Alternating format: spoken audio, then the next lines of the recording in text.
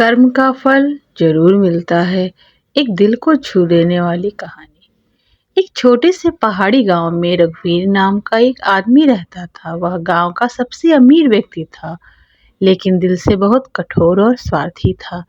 गरीब लोग जब उससे मदद मांगते तो वह मदद करने के बजाय उनसे ज्यादा ब्याज वसूलता और उनकी मजबूरी का फायदा उठाता। परंतु उसी गांव में एक मोहन नाम का एक अनाथ लड़का भी रहता था, जो बहुत गरीब होने के बावजूद सबकी मदद करता था।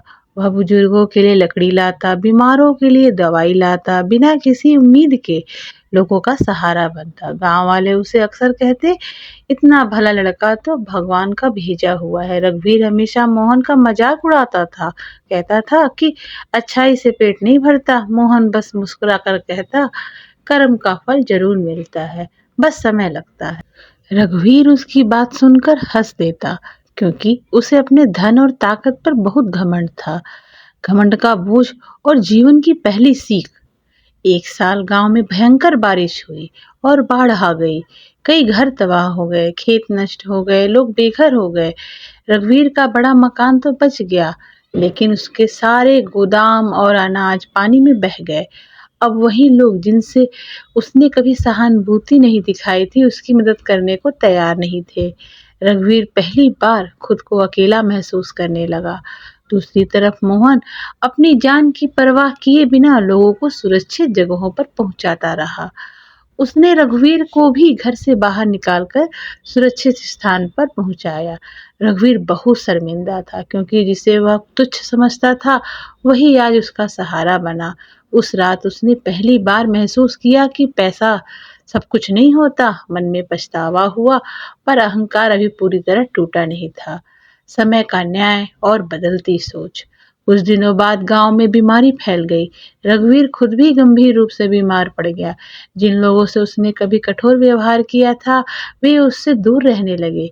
केवल मोहन ही था जो उसके लिए रोज दवा और खाना लेकर आता था।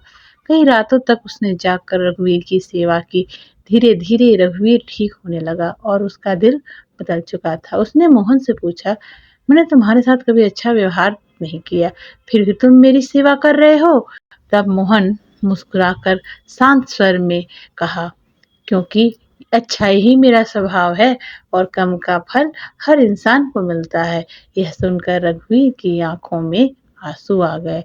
उसने पहली बार सच्ची कृतज्ञता महसूस की और समझ गया कि इंसान की पहचान उसके व्यवहार से होती है, न कि उसके धन से।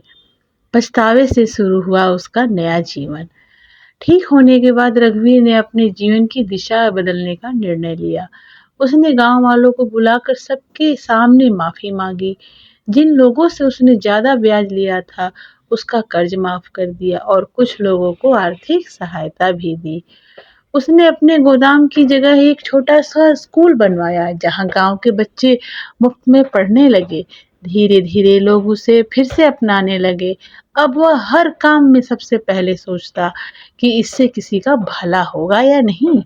मोहन को उसने अपने बेटे की तरह अपनाया, लेकिन मोहन ने कहा, वह वही रहेगा जो पहले था, सबका साथी।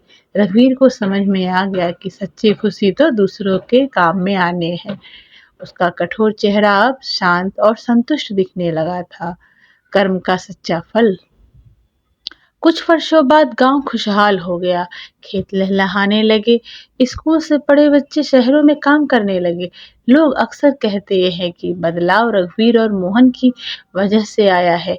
एक दिन रघुवीर ने मोहन से कहा, तुम सही थे, कर्म का फल सच में मिलता है। मोहन मुस्कुराया और बोला, फल हमेशा मिलता है, बस देर होती है। रघुवीर ने अपने जीवन में पहली बार सच्ची शांति महसूस की। अब उसे धन से ज्यादा संतोष की कीमत समझ में आ चुकी थी। उसने जाना कि बुरे कर्म देर से ही सही, लेकिन दुख बनकर लौटते हैं, और अच्छे कर्म सुख बनकर। यही जीवन का सबसे बड़ा सत्य है। इंसान जो बोता है वही काटता है, इसलिए हमेशा अच्छा व्यवहार करना चाहिए, क्योंकि अंत में अच्छाई की ही जीत होती है। राधे राधे।